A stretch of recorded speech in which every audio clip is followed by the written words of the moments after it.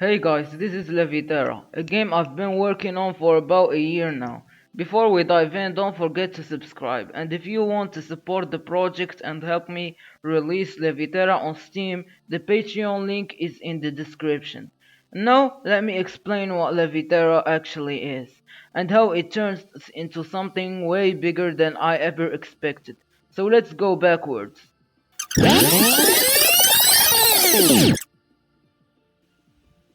About a year ago, I started asking myself one simple question.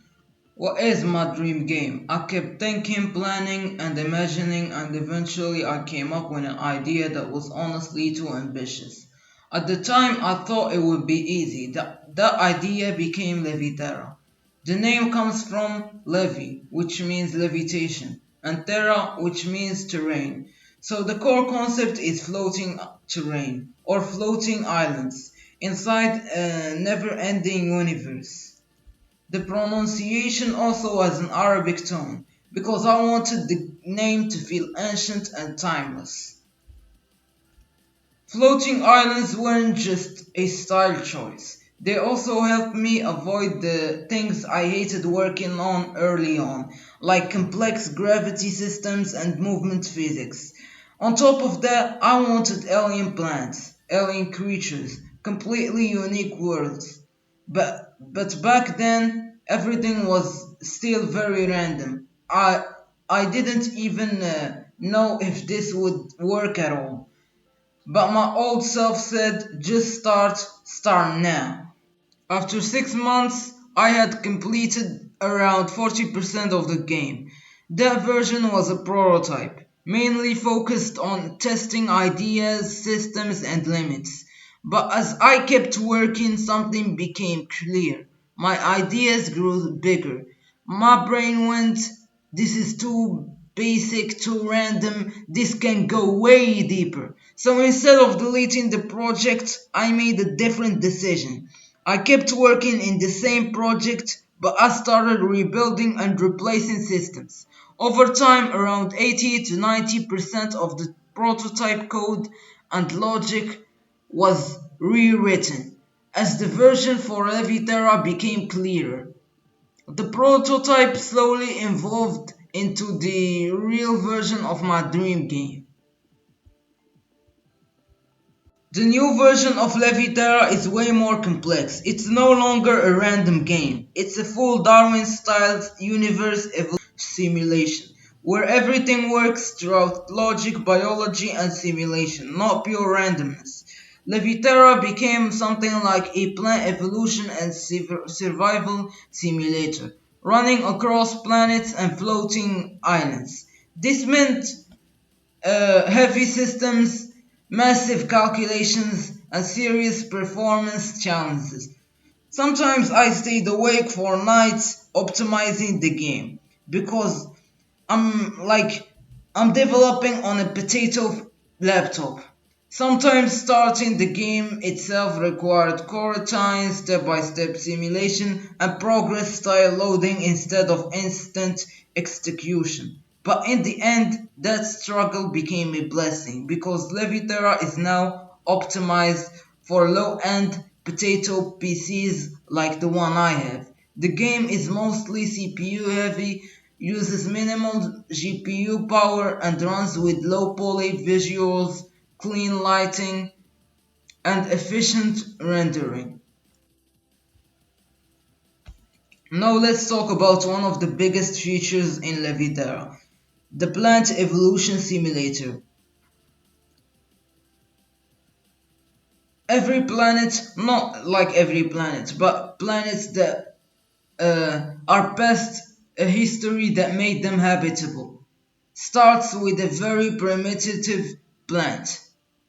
I took inspiration from one of the earliest plants called Coccinia, one of the first plants after algae. Each planet starts with its own version of a primitive plant, modified to be unique, and mostly you can find some similarity between planets uh, about these primitive plants. From there, evolution begins.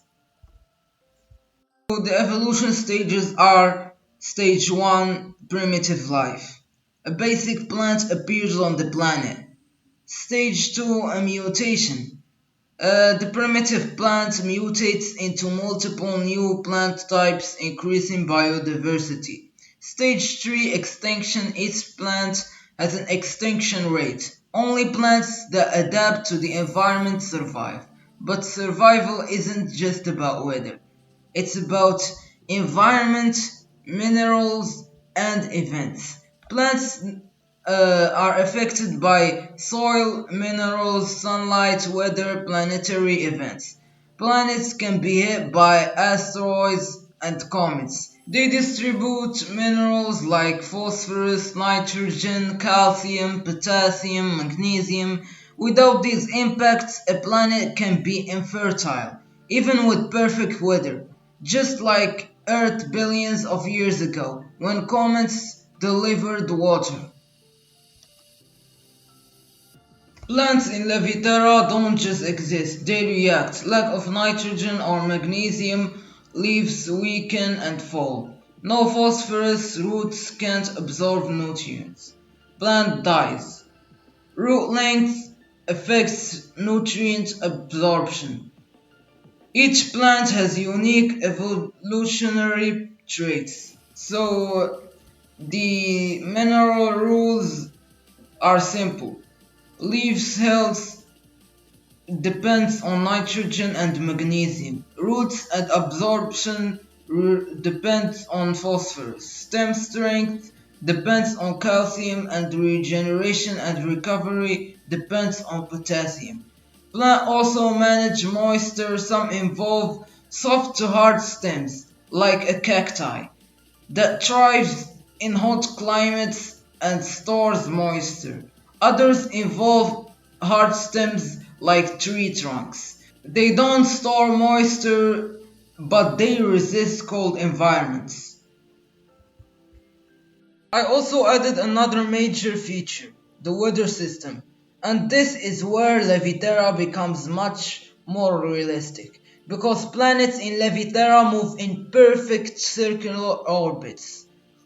I couldn't use ultra realistic orbit physics that would just recreate our universe. What I wanted instead was something unique, the Leviterra universe. So I had an idea. Instead of the entire planet trapping gas uniformly like Earth, the highest concentration of floating islands traps more gas. This creates different biomes on same planet. So instead of a planet having one biome, Leviterra planets contain multiple worlds. Some areas are barren, some are full of life, some are extremely diverse. Leviterra planets are also different structurally. They don't have a solid core like Earth. Instead, they have a bubble-like atmosphere, meaning temperature varies by area, and the more island concentration, the more traps gas, and also the warmer the region. That's why different parts of the same planet can feel like completely different worlds. A simple real life example on Earth. During summer, many people notice insects like cockroaches appearing more often in places like bathrooms. That's because deeper areas stay warmer and more humid when surface temperatures rise. I used the same logic in Leviterra but applied it to floating islands and gas concentration instead of underground layers. Islands now react to orbit speed. So that means fast rotation means stable temperatures. You'll be on the planet and there will be no seasons, no change, nothing, the same grass color, everything stays the same and balanced. Slow rotation means extreme weather changes. The more slow the planet is, the more seasons there are.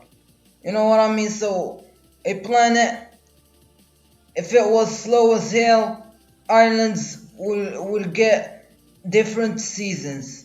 So that means plants over time. Plants visually change, like the color of the leaves change.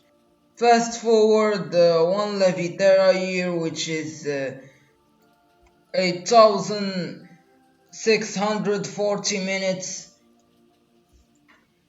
and vegetation can shift colors and traits depending on climate, stress, and adaptation.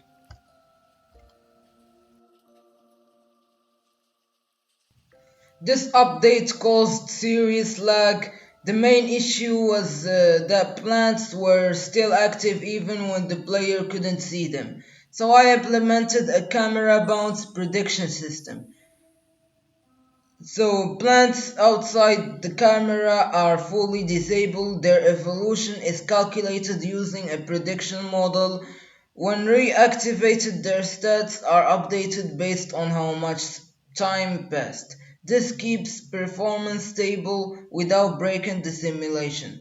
So that's what Leviterra is. And this is just the beginning. A lot more systems are coming. The next video is gonna be fire because I'm working on a major new update right now. If you want to help me keep pushing this project, support me on Patreon, like the video and subscribe to the channel. It genuinely means a lot to me and it truly makes me happy. See you in the next update. Bye.